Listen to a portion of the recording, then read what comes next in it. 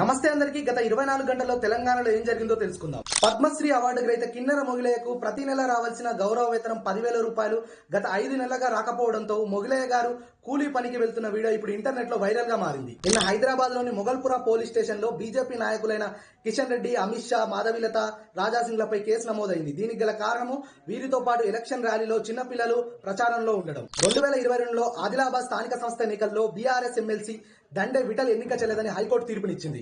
Vithal forgery సంతకాలతో నామినేషన్ల ఉపసంహరణ పత్రాలు ఇచ్చారని హైకోర్టు తీర్పునిచ్చింది. మరియు 50,000 జరిమానా కూడా విధించింది. నల్గొండ, వరంగల్, ఖమ్మం పట్టభద్రుల ఎమ్మెల్సీ ఎన్నికల్లో నిన్న కాంగ్రెస్ పార్టీ తరపున తీర్మాన్ మల్లన్న నామినేషన్ వేయడం జరిగింది.